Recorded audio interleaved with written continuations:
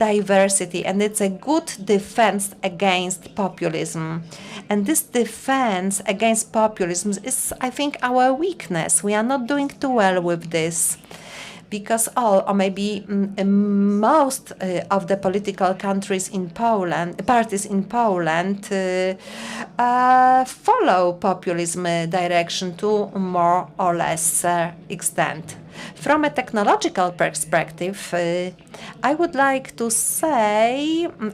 disagree with some contributions. Of course, the moderator was saying that we shouldn't agree with everyone, but the best defense is attack.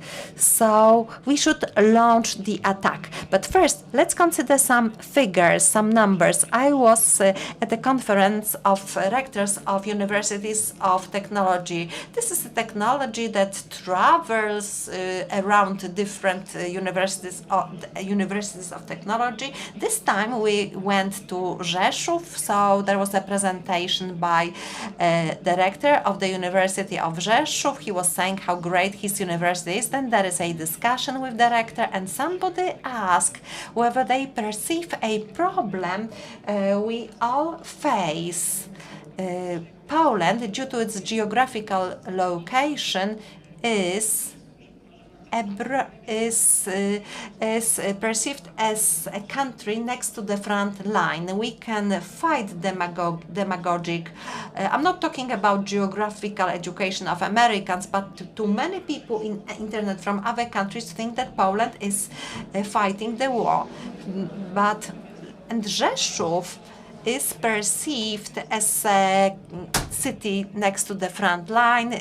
US aircraft and drones are stored near Rzeszów.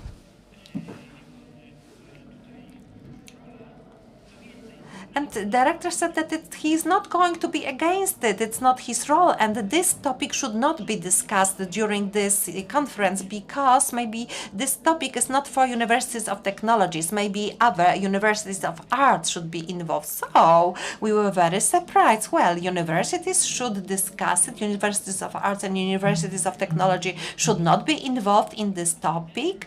So if somebody should have resources or competences mentioned by Rector Lucyna, then the technological competences should be used to defend ourselves or to attack.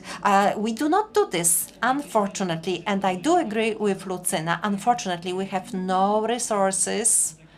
How to put it? We do not have a framework to act in this respect, because finally there will be the Polish accreditation committee that will analyze our teaching process related bureaucracy. Then somebody will be evaluating us based on the number of publications. And we also heard another thing during this conference. This year, GCSEs was passed by 250,000 Polish people. We accepted some 200,000 pupils to Polish universities, including universities of technologies, of art. By the end of this year, we will have the data, but probably 10 to 20,000 young people were accepted into our universities. I didn't verify the data, but I trust the rector. 130,000 children were born in Poland. So it's definitely much lower number of children born in Poland rather than the pupils who pass their GCSEs exam. So let's say in 15 years' time, we will see whether they will want to start studies at the universities. Well, anyway, these are small numbers if we looked at the size of our population. And since the image of university schools, our message, the power of our message is weaker than several years back. So what can we do about this? Well, I would go towards technology, because when we look at technology and social media, we actually lose the game. I'm not going to list political parties. Even the ones that fail, they still do the same because they have to take part in this race. So we have to consider what we have to do to use our students, to encourage our students to use their competence and launch the attack. So which narrative should be adopted for this attack? How should we act? I do believe that it is a good opportunity to cooperate. Like we have the Łódź. Yes, I have two colleagues. We have two colleagues from art schools here. Yes, it's called Academic Alliance. And maybe this is the platform where we should build this narrative. Maybe we should be ethical, maybe not overly ethical. You know, this is a question as well. Just as a supplement, we don't want it to sound like Polish complaints that, you know, we are not dealing with it. I hope we're not going to talk about rankings because we're going to argue again, but American universities are top tier, and we see where populism is developing the most now. But if we look at the model states with sustainable education balanced, like Scandinavia or Netherlands, the populism is there as well. So I do not think it is like a typically Polish mistake. 250,000 is one thing, but the strength, total strength of students is above 1 million. That's not a little. Let's remember that. It's a lot of people, and this number will be maintained. And starting from 2040, we will have 13 years to prepare for the massive demographic low. Maybe just one thing with regard to what Lady Chancellors said about the high sensibility of students. Well, the students of Academy of Arts and of Film Academy, of course, the students are artists, but in such majors as philosophy, ethnography, half of the students have special educational needs, and a major element is neurodiversity, which entails high sensitivity. So I think we will all agree that the students that come with their head full of MAGA, they are often highly sensitive as well. So if they come to a school like yours, or in my case, ethnography, maybe their further battle identity will be built on feeling of being alienated from the rest of the group that is progressive and would feel very good here at Freedom Games. And we have to address that by dialogue mostly. I have a technical question. Please raise your hand if you think we should speak louder. Can you hear us? Because we have 1600th anniversary of the oldest university in Europe, University of Constantinople. And when the Emperor Theodosius opened it, he said that the rooms for teachers have to be located in such a way that they would not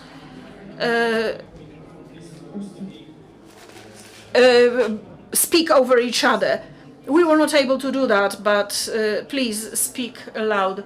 Well, I wanted to refer to this potential hypersensitivity and isolation of students in schools like ours, art schools.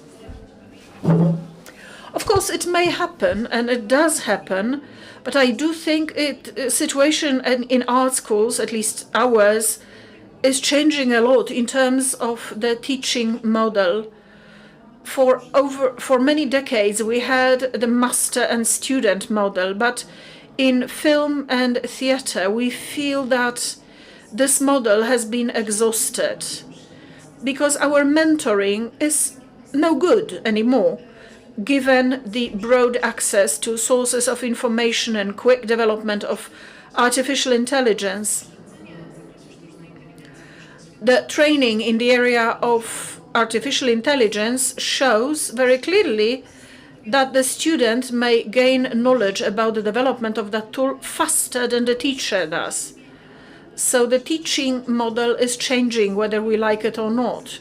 It becomes much more partnership-based, whether we like it or not. So developing the partnership model of teaching, communication without violence, feedback culture, is where it's at, not attack. A dialogue is the only chance for those people who come in with their heads full of MAGA, as you call them, so that they do not become isolated and so that they do not dwell on those ideas overmuch. It is, of course, enormously difficult, and it is a major challenge for us, and not only for art schools, I believe.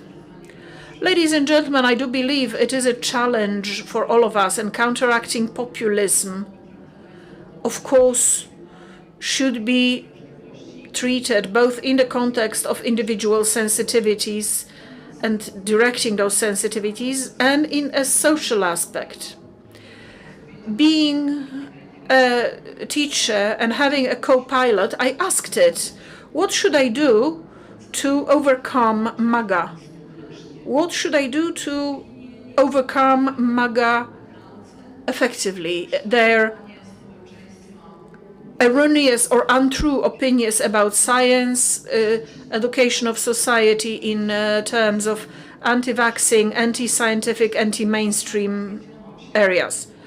What did AI tell me? Well, AI told me that populists and MAGA is a narrative that is based on emotions and simplification. Therefore, it is necessary to quickly correct the facts in an attractive form. This is key. We must answer in a language and in the media where the fight is going on. I also found out that science, regardless whether it's humanities or STEM or medical science, which unfortunately have one more very important element, namely shaping the attitudes of patients and addressing patients with the truth. What does Copilot says? Science must be visible. First and foremost, it must be visible. So results of examinations, results of science must be presented in a simple, easily understandable way so that it could be read by the society, including the demagogues. So we have to respond in a way that would be acceptable. Further, we say, and for me it is a very important response, that MAGA entails narratives that are strong in social media. Therefore, we, as scientists, universities, employees, workers of science, we must be active in social media, including those social media that offer such untrue, fake, populist information and concepts. And finally, artificial intelligence tells me, listen, you have the right tool in your hand. That tool is artificial intelligence. Use it to fight demagogics. Use it to fight fakes. Use it to shape the content you want to comprehensively address. And one very important conclusion, also suggested by artificial intelligence, the change in attitudes from populist to others requires education, not just debate. So we have to reach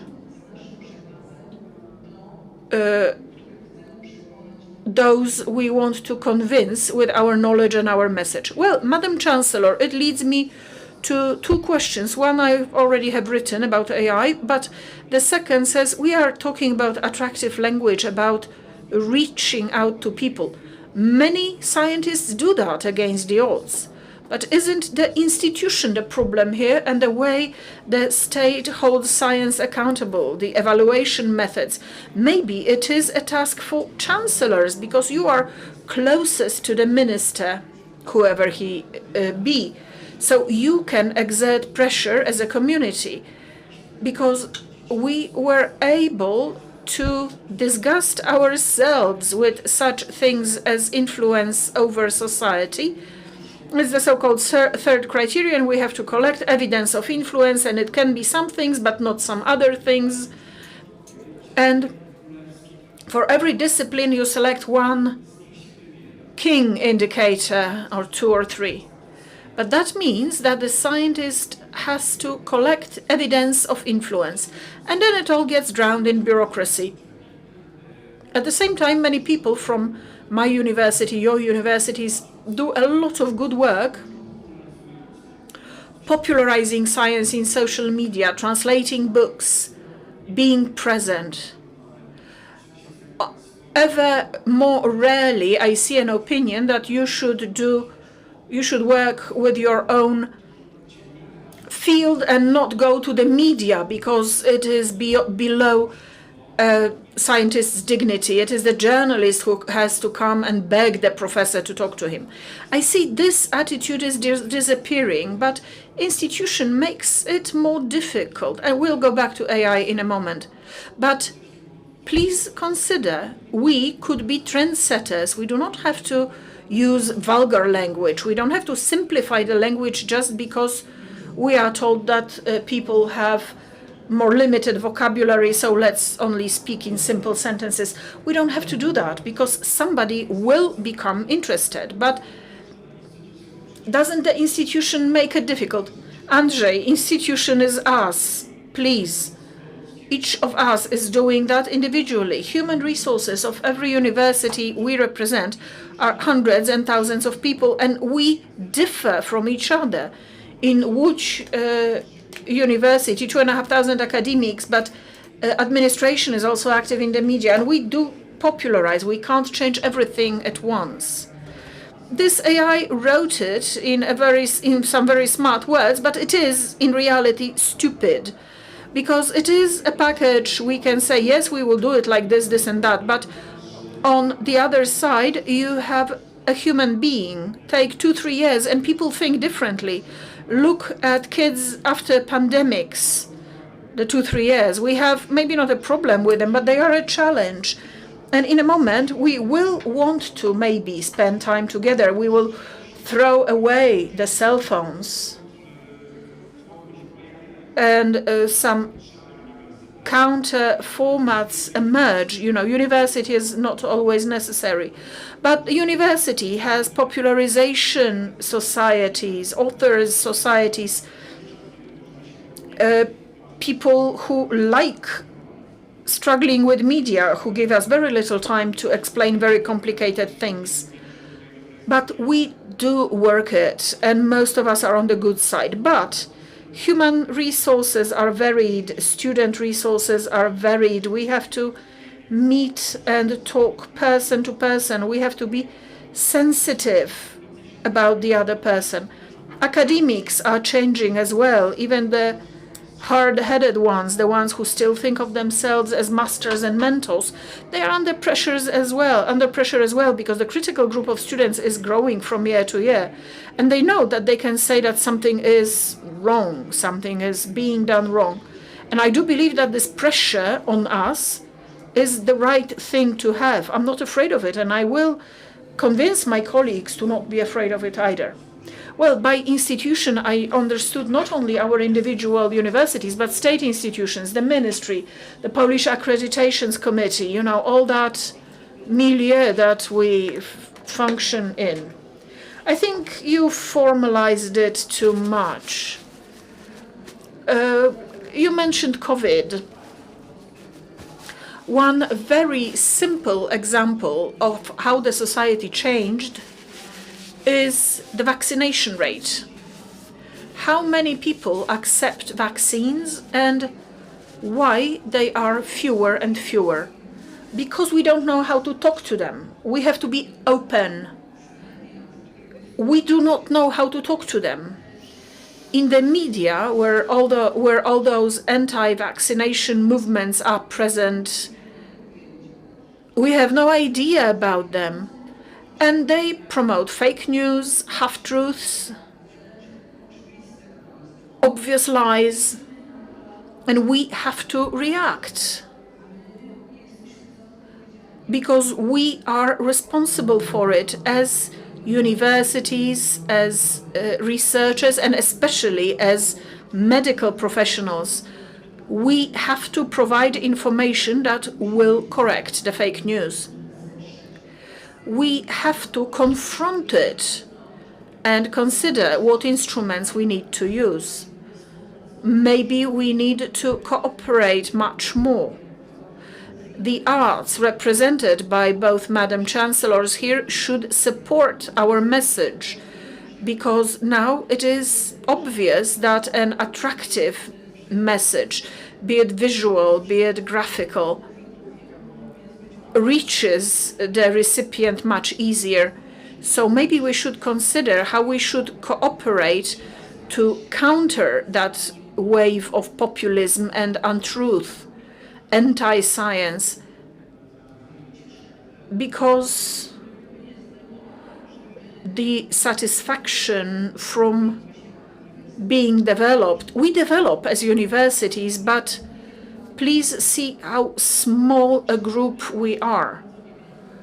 It's still a very small group of people, and we are talking about 10, 15 million people who actually believe that vaccines are evil, that they place some instruments in our brain that will control us, that they lead to autism. I will record you and show it on TikTok, you'll see. Well, go ahead, do. No, just this final piece without context. Madam Chancellor Podfilipska-Krysińska wanted to say something. Well, many things have been said here. I hope you can hear me now because my voice is not very strong. First of all, Madam Prorector, we are cooperating. And I do believe that the Chancellor here can confirm. We work together, we organize interesting exhibitions, interesting initiatives. My students tackle genetics and they present genetic problems via artistic activities. And this is the future. If we teach them that we need to cooperate, that art can serve science and education of the society, they will do it. Secondly, I do believe that a conclusion regarding both changes in the evaluation procedures of universities, activity evaluation and reaching to the society, is activity, active dialogue, speaking out. And, sometimes we fail at it because maybe we go astray, maybe we do not have the power, our message is not powerful enough, but without that we will not change the approach the ministry has towards the schools. We will not change the way young people are often lost in the populist reality. Well, let me add one more thing. I agree with what is happening here. We are starting to think, let's use the creativity of people who know how to shape culture, even high culture, to support the educational process. Unfortunately, we are at the almost final stage of education, and the actions should start much, much earlier, maybe kindergarten. What are we facing? We're not facing a group of idiot populists who sit at their computers writing posts. A lot of research and estimates, because it's difficult to measure, optimistically 40% of content generated and repeated in the internet, mostly populist, are generated automatically. Of course, it has certain parameters and rough estimations, rough assumptions, and afterwards it automatically adapts to what emotions are to be created so that other algorithms would repeat that content, bump it up, so that these posts, these videos get more and more likes and get more and more proliferated. According to pessimistic research, it's 60 to 65% of all quote-unquote users. 65% are bots. accounts generated by bots and people who sit, on an appropriate floor with a room written with a specific name. I thought that room is for Poland, but they have multiple rooms that tackle Poland, and now they manage machine learning. So just the activity of scientists, I am afraid, are doomed to fail. So we need to launch a similar machine, influence machine. When you go to war, you have to take your cannon out of the closet. We should not use the same narrative. We should not offer false message against false message. Let's use good example, the history of true people, stories of true people who do interesting things. Say Sławosz Uznański went to space. He is an alumnus of our university. He knows how to talk to kids. Let's use it. And at the same time, let us launch a machine to make the world see it. We had inauguration in Łódź Philharmonic, inauguration of the school year, and there was a lady and a girl and a boy from film school there. Incredible. If we use them for our message with their strength and their sensitivity, we would win. Because scientists, we are not creative. We will not overcome internet. We are not playing against an equal opponent. There is a whole flotilla, armada on the other side, whatever we call it. We have to change the thinking because we're not playing against an equal opponent. Just to add, we don't want to say that the ministry do not understand. They start understanding. I don't know whether all the guests are from the academic circles. Some of you are, some don't. But the Minister Gowin from the previous government said that each academic from each university, on average, he should publish 3 publications every 4 years. If somebody couldn't write such publications, they still had to do it. Geniuses had to issue some 20 publications. So anyone from the academia should have their publication. So this race was crazy. There were academics who were not able to write good papers. Very slowly, a new regulation is drafted for the next period, and hopefully it will use different parameters. Looking at the academia, I know that we have great scientists, but some 15 to 25% represent the great scientists. We've got fantastic teachers, and then they would have much more time to teach young people. They wouldn't have to do other things. Of course, we could demand more from them, but we would provide them with some extra time. We would also have a group of populators who are great speakers and who could reach even the most popular influencers. So the ministry are aware of this, and I think that these additional elements, the popularization related element generating influences, will be included. When I was asking my question, I wanted to ask whether in a way we should not consider appreciating such efforts, because great scientists are sometimes great in propagation, popularization of knowledge. So the social activity is done by them because they have this feeling of ethos. It's not that the universities will appreciate them for that. I do not mean deans or rectors. I mean the colleagues who will think that they are doing the great job. Also, just to give you enough time for your contribution, so I wanted to ask Katarzyna Mąka-Malatyńska.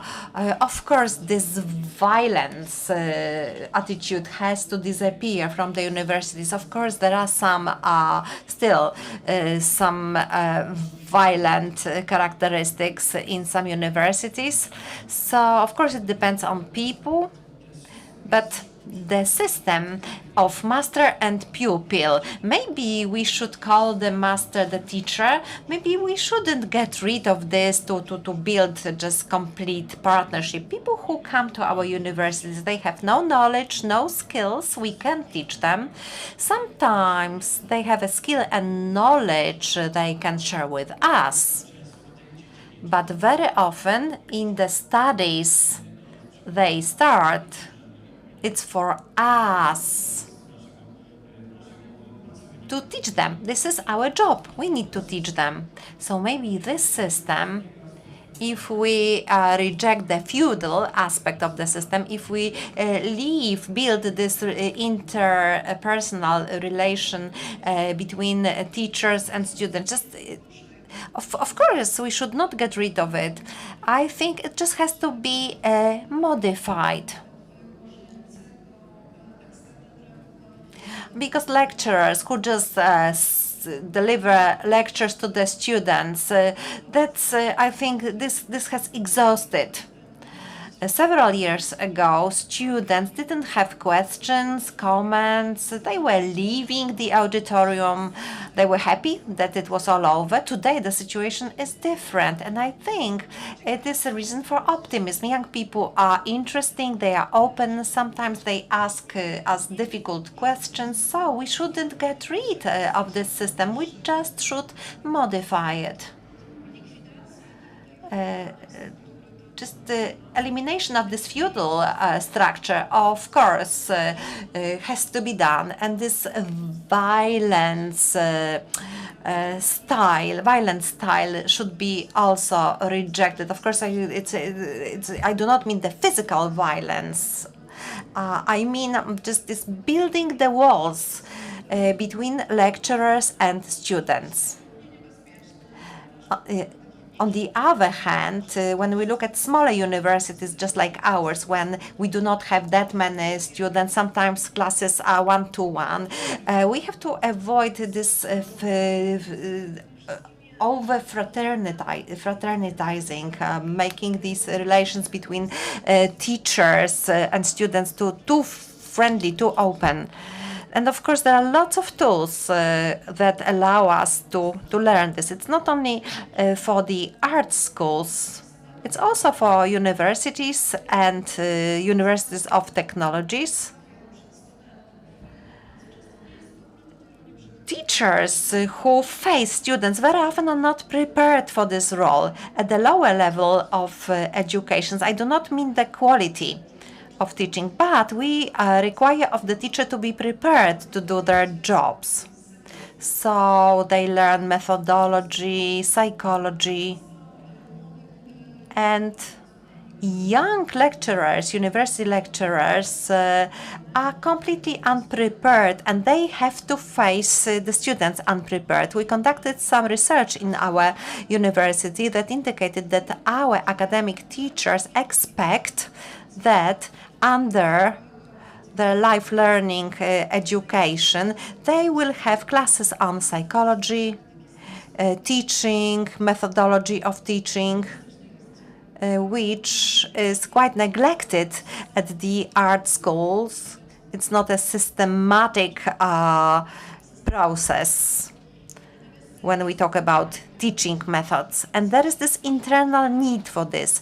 So all these factors have to be included when we will modify the model, and we have to hurry up because it's happening here and now, and the social changes, technological changes result in the situation that the processes of preparing teachers for their work have to be implemented right now. We just shouldn't think of them for the next decade or so and start implementing them in 20 years. We are running out of time. Thank you, Madam Rector, for telling us about these two categories. On the one hand, feudalism and becoming too friendly. Of course, it bears some risks, some threats. And the last question before I give the floor to our audience, I would like to ask you about AI tool or tools. Is this a great opportunity because everybody loves it? But I want to be the devil's disciple. Rector Matera has mentioned it. if all the literature, global literature, is available and it can be used by any AI, it would be a great tool. But most of the achievements of human race are not digital. So will some IT people will know how to use these sources. Rich people who have a lot of money will be able to use them. Other people will just ask a question in the internet and they will get a silly, stupid answer made on the basis of several pieces of literature. So for many years, when I was teaching on ancient Rome, I was asking my students to read some text in English. So they were learning English and they were reaching the latest sources, for example, treating the latest excavation works in Rome. And now students will just use this text. They will request automatic translator, AI translator to translate it. And at the universities, when we are verifying the thesis, we're not able to identify some elements of duplication, and now we can not recognize the papers drafted by AI. So I perceive AI as a threat. What is your perspective? I think we've got an expert, so let him start. It's a huge opportunity. If you have ever used AI for any reason, we are simplifying, because artificial intelligence is a language model. So it's a system that has a lot of text among its resources. And I think that the moderator meant that not all these contents are available in these large language models. If you haven't tried it, do this experiment. Ask a question in the area you are an expert in and find out the gaps in the contents presented by AI, and you will see how great this tool is. So initially you get something from the language model, then you correct the contents using your critical thinking, and then you will save 1 month of studying English literature in English. Probably this time will be quite beneficial, but you could use this time to study other pieces of literature. I did it together with my son. We were preparing a presentation for the history lesson, and there was a slide with a text. I didn't know this text. He didn't know it either. I am not a great expert in history, but somehow I felt there was something wrong. My son is better in history and said there's something wrong with it. So we used Google, and we used the phrase the ancient Rome and the church dating back to the 17th century. If you are not an expert, if you do not know how to think critically, then the situation will be very difficult. So if we do not start critical thinking in our children, the situation will be difficult. And before AI has access to all valuable sources, this will be difficult. So additional new language models are produced, are learned. So, of course, the basis is the language models basing on the previous version. So it's like a curve that is saturated, and more errors will appear. I think that in several dozens of years we will forget about our civilization, because we will forget the critical thinking, and we should start it at nurseries, at primary schools. This is high time to do it. Critical thinking is also an answer to populism.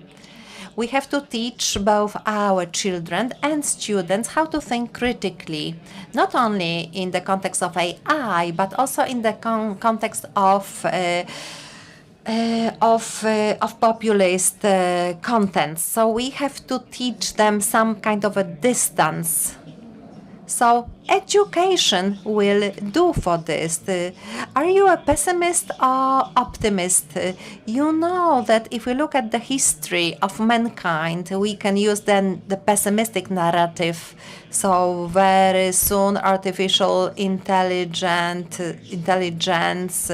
will not be just artificial intelligence. It actually has its consciousness, it's aware, and we won't be able to do anything with it. But when we take an optimistic approach, so we will be using it. We will be using all these resources, but we will have to use critical thinking. And Madam Rector has mentioned it. On the one hand, it's nice, it's great, but then I think, okay, I will not say it because artificial intelligence speaks different language, different from mine. So not to be so pessimistic. You have to feed AI with the knowledge on ancient Rome, and it's really hard. It's not for us to feed AI. It's wasting our lifetime. Open access should be an open access. It's not about spending billions from the state budgets to obtain the so-called open access, because it's not open, because there's this society behind the paywall. Our papers are on internet, all the literature. Well, 4 minutes left. Any question from the audience? I know that we haven't covered everything. I know that there are some voluntaries, some ladies who will bring you the mic. So maybe the lady from the second row and then gentleman from the first one. Just to end, I wanted to say that Alfred Nobel gave the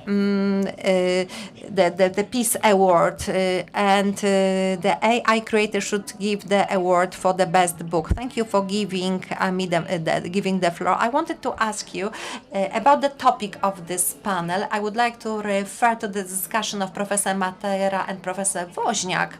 I can see optimism, Professor, when it comes to critical of influencers who will disseminate the knowledge. When we look at the Faculty of Economy and Sociology, I graduated from this faculty. I did a lot of campaign. I'm responsible for medicine, communication, but I'm not that optimistic for my work.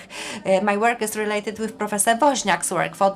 I've been doing it for 21 years. I know the situation 21 years back when a physician was an absolute authority. He or she had the best trust of the society. Now he or she is at the end. Nurse, midwife, pharmacist has much greater trust than a physician. So I do not believe in the bottom-up changes if there is no system to have this institutional enforcement. 2 or 3 years ago, a program called medical communication was introduced at the medical universities. And this is the communication between the doctor and the patient. It's not the communication physician and the rest of the world, society. And if somebody doesn't understand some sociological details, what is happening in medicine, then actually we have people who are against vaccines. And I know that such activities should be very successful, but they are done by pharmaceutical companies. And do we really want this? And the question to Professor, Madam Professor, are you aware of this situation? Are there any institutional intention to have a subject called medical influencer? This is a very innovative approach. We have just launched a competition for new studies, short studies, postgraduate studies. I think it's an excellent idea for such studies. Seriously. speaking. Medical jobs are overregulated at the national level. We cannot reduce the number of hours by 50 because then immediately administration will respond. So we cannot extend the studies for another subject. This would be just so difficult. But of course, what you have just presented is necessary. We have been doing it for several years in the faculty that deals with public health sciences. This faculty is also dealing with communication with the external world, not only with the patient. It's not only about face-to-face contact with the patient. We also researching the ways of reaching patients with information. So language is of importance. I was joking before. Saying that we have to speak the same language. It's very difficult. We also tend to prove that we know, we've got the knowledge. And I think we have to learn it as soon as possible. We have to learn how to communicate with the external world. The sooner we learn it, the better the opportunity will be to deliver these outcomes you have mentioned. So we've started this process. It is becoming a professional subject. Of course, we need some time to accomplish this, but this is an element of medicine-related education. And now, a brief question. I'm a moderator, so I know we should have closed the panel. So a brief question. I'd rather a thesis from me, my opinion, to build such relations between influencers who explain knowledge and science. So once they say something, there will be thousands of different opinions because these people, the influencers, very often ignore science. I think it's a blind, it's cul-de-sac. I was against MAGA movement. We need to develop a different movement, a MAGA movement. It's on my hat. It would cover many citizens, universities, and the role of it would be to go against populism. It's Make Earth Green Again. This is an acronym. So this is opposite from what President Trump says. So it has a broad scope. It also covers science to be against populism. And one more short question. Dobrze, to ja kończąc. Well, in concluding with the question we have on the slide, how do we raise our voices over MAGA? I would say alt-right organizations say very clearly what they like and what they don't. As universities, if we say those rights are for everybody, we end up maneuvering like centrist politicians because, you know, there is pluralism, everybody has an opinion. So in order to raise our voices over MAGA, is it the time for universities to come back to saying clearly what is okay and what is not? And if President Trump says sexual assault, well, I did it, so what? She should be happy I noticed her. Is this the time that in order to raise our voices over MAGA, is it okay for us, despite being accused of politicization, is it okay for us to say no, that such behavior is not okay? Can we just say it straight? Thank you very much. And let me ask how to do it, how not to overdo it, because MAGA considers us libs anyway. I would promote it. I mean, universities are mega important, and they are aware that the world on Earth is ending, and we want to keep it as long as possible for our children and grandchildren. And speaking to what Madam Chancellor said, it is very difficult. I do that and then I have very bad reviews. Because when I asked the students after a debate, Harris-Trump, do you mind that Trump admitted to rape and that he's accused of rape? One gentleman said no. And the ladies, and finally 2 brave girls said, yes, we do mind. But it was a group of 30 people. And you know, later I got scathing reviews. Fortunately, I do not take myself too seriously. Professors are still slightly above influencers. Nonetheless, firefighters are still at the top, and let's stick to that. Well, with regard to movements, it would be good if we as academics and students made sure that they are based not on faith, but on critical thinking. Because when I read the title of our panel, Seeking Certainty, of course we want to feel certain, we want to feel safe, but excessive certainty, excessive confidence is dangerous. Ladies and gentlemen, thank you very much.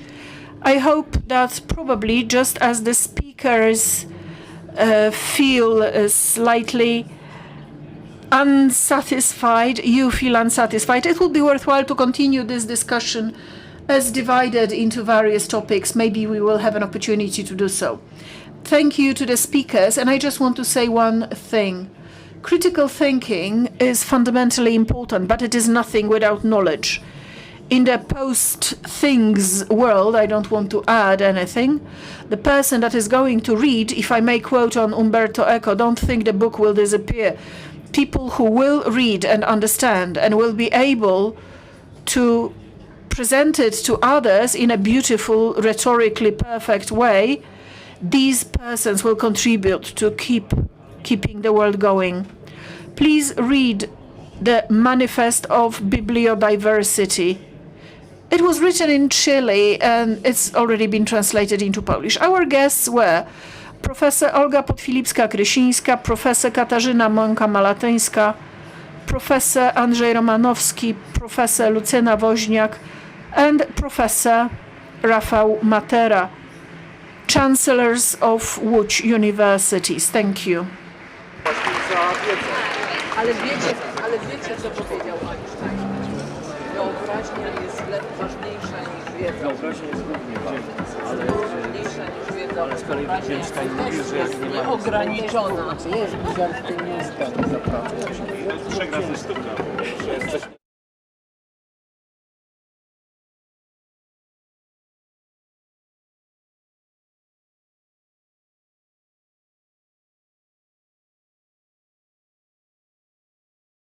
Myślisz, że to ktoś był? Tak. Miłośnik, kto sypie cytatami z powietrza. A to może być ktoś, kto na wakacje pakuje książkę. Tę samą, co rok temu. To możesz być ty. Bo czytanie nie jest dla wybranych. Tak, Państwa bardzo. Dla wszystkich. Idziemy, już. Układów, bo tutaj następny panel. Idziemy do basenu. Szykować. Dziękuję bardzo.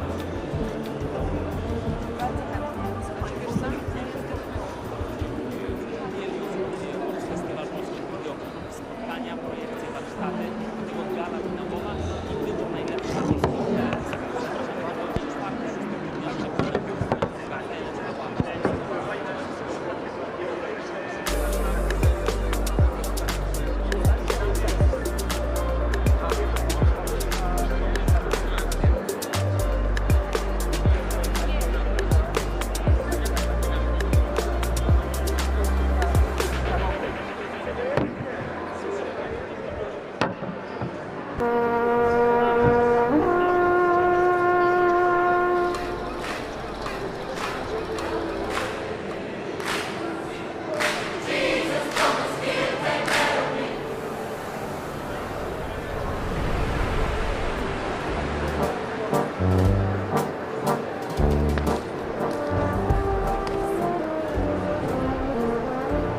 Polska Stolica Kultury.